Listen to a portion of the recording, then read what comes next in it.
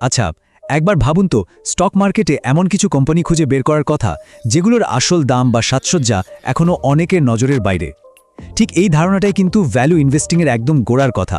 মানে এমন সব সুযোগ খুঁজে বের করা যা আর ৫ জন হয়তো দেখতে পাচ্ছে না। তো এই ভ্যালু ফান্ড জিনিসটা ঠিক কি? দেখুন, স্কিমের ডকুমেন্ট যা বলছে এটা একটা ওপেন এন্ডেড ইকুইটি স্কিম। সহজ করে বললে ওপেন এন্ডেড মানে বিনিয়োগকারীরা যখন খুশি এর ইউনিট কিনতে বা বেচতে পারেন।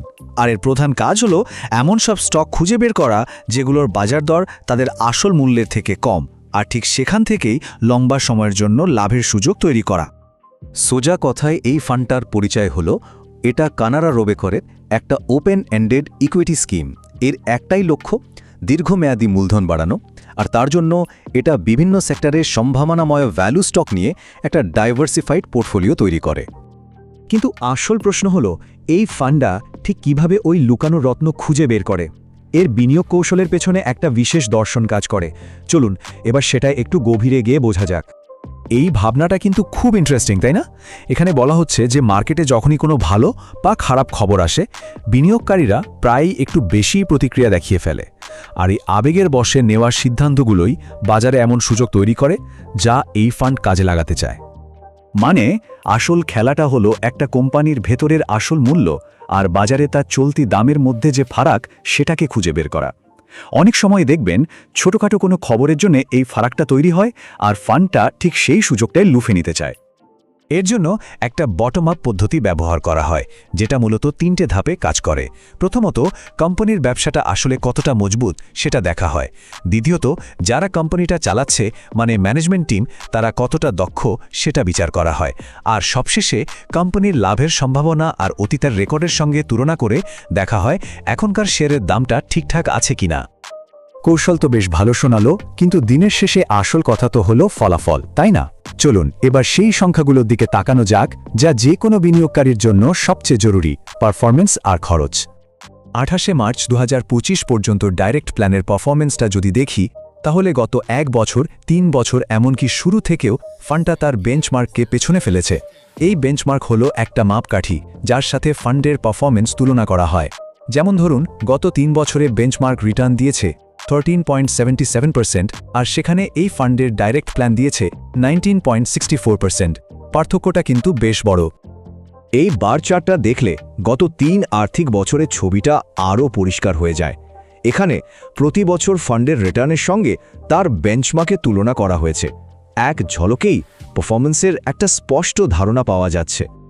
তবে হ্যাঁ, একটা কথা কিন্তু সবসময় মাথায় রাখতে হবে: অতীতে ভালো ফল করেছে মানেই যে ভবিষ্যতেও করবে তার কোনো গ্যারান্টি নেই। বাজারের পরিস্থিতি যে কোনো সময় বদলে যেতে পারে, আর তার প্রভাব পারফরম্যান্সের উপর পড়াটাই স্বাভাবিক। এই ফান্ডে বিনিয়োগের জন্য দুটো প্ল্যান আছে। একটা হলো ডিরেক্ট প্ল্যান, যেখানে সরাসরি ফান্ড হাউসের সাথে বিনিয়োগ করা যায়, তাই এর খরচ বা এক্সপেন্স রেশিও সাধারণত কম হয়। আরেকটা হলো রেগুলার প্ল্যান, যেখানে কোনো ডিস্ট্রিবিউটর বা এজেন্টের মাধ্যমে বিনিয়োগ করতে হয়। আর এক্সিট লোড জিনিসটা কি?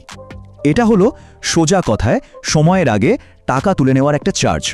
এই ফান্ডের ক্ষেত্রে যদি ১ বছরের মধ্যে টাকা তুলে নেওয়া হয় তাহলে ১% ফি দিতে হবে, কিন্তু ১ বছর পার হয়ে গেলে আর কোনো ফি লাগবে না। রিটার্নের কথা তো অনেক হলো, কিন্তু মুদ্রার আরেকটা পিঠও আছে, আর সেটা হলো ঝুঁকি। যে কোনো বিনিয়োগের আগেই এটা জেনে নেওয়াটা খুব জরুরি। তাহলে চলুন দেখি এই ফান্ডের সাথে ঠিক কী কী ঝুঁকি জড়িয়ে আছে। এই জায়গাটা খুব মন দিয়ে খেয়াল করতে হবে। অফিসিয়াল ডকুমেন্ট অনুযায়ী এই স্কিমের ঝুঁকি স্তর হল ভেরি হাই বা খুব উচ্চ।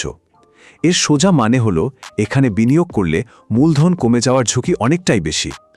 বিনিয়োগের আগে এই ব্যাপারটা গুরুত্ব দিয়ে ভাবা উচিত। এছাড়াও আরও কিছু ঝুঁকি আছে, যেমন ক্রেডিট রিস্ক, মানে কোম্পানি হয়তো সময় মতো টাকা ফেরত দিতে পারল না। লিকুইডিটি রিস্ক, মানে যখন চট করে কোনো শেয়ার ন্যায্য দামে বিক্রি করা গেল না। আর অবশ্যই স্টক মার্কেটের যে সাধারণ ওঠানামার ঝুঁকি, সেটা তো আছেই। আচ্ছা, তাহলে কৌশল, পারফরম্যান্স, ঝুঁকি সবকিছু নিয়েই তো কথা হলো। এখন যদি কোনো বিনিয়োগকারীর মনে হয় যে এটা তার জন্য সঠিক হতে পারে, তাহলে পরের ধাপটা কি? চলুন এবার বিনিয়োগের একদম বাস্তব দিকগুলো নিয়ে আলোচনা করা যাক। এখানে একবারে মানে এককালীন বা লামসাম ন্যূনতম ৫,০০০ টাকা দিয়ে বিনিয়োগ শুরু করা যায়। পরে ইচ্ছে হলে ১,০০০ টাকা করেও জমা দেওয়া সম্ভব। আর যারা প্রতি মাসে অল্প অল্প করে বিনিয়োগ করতে চান, তাদের জন্য মাসিক ১,০০০ টাকার এসআইপি সুবিধাও রয়েছে। এসআইপি বা সিস্টেম্যাটিক ইনভেস্টমেন্ট প্ল্যান হলো প্রতি মাসে একটা নির্দিষ্ট অঙ্কের টাকা বিনিয়োগ করার একটা খুব গোছানো উপায়। এটা বিনিয়োগে একটা শৃঙ্খলা বজায় রাখতে দারুণভাবে সাহায্য করে। এসটিপি বা সিস্টেম্যাটিক ট্রান্সফার প্ল্যানের মাধ্যমে কানাড়া রোবে করেই একটা ফান্ড থেকে অন্য ফান্ডে নিয়মিতভাবে টাকা সরানো যায়। যারা নিজেদের পোর্টফোলিওকে আরও ভালোভাবে ম্যানেজ করতে চান তাদের জন্য এটা একটা কাজের সুবিধা। আর এসডব্লিউপি বা সিস্টেম্যাটিক উইথড্রয়াল প্ল্যান হলো ঠিক এর উল্টো। এর মাধ্যমে বিনিয়োগ থেকে প্রতি মাসে বা নির্দিষ্ট সময় পর পর একটা নির্দিষ্ট অঙ্কের টাকা তুলে নেওয়া যায়। এটা অনেকের জন্য একটা নিয়মিত আয়ের উৎস হিসেবে কাজ করতে পারে। তাহলে পুরো আলোচনার সারমর্মটা কি দাঁড়ালো? কানাড়া রোবেকো ভ্যালিউ ফান্ড হলো একটা উচ্চ ঝুঁকির ইকুইটি স্কিম। এর মূল লক্ষ্য হল বাজারে অবমূল্যায়িত মানে আন্ডারভ্যালিউড কোম্পানি খুঁজে বের করে লম্বা সময়ের জন্য মূলধন বৃদ্ধি করা। আর সবশেষে সম্ভবত সবচেয়ে গুরুত্বপূর্ণ পরামর্শটা সরাসরি ডকুমেন্ট থেকেই নেওয়া।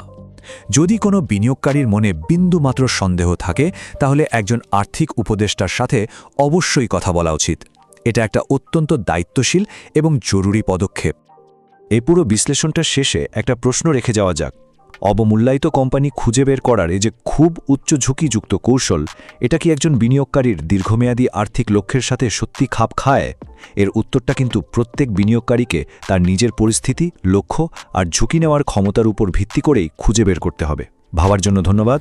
दोस्तों, अगर आपको वीडियो पसंद आया हो तो अभी चैनल को सब्सक्राइब करें, लाइक करें और अपने दोस्तों के साथ शेयर करें।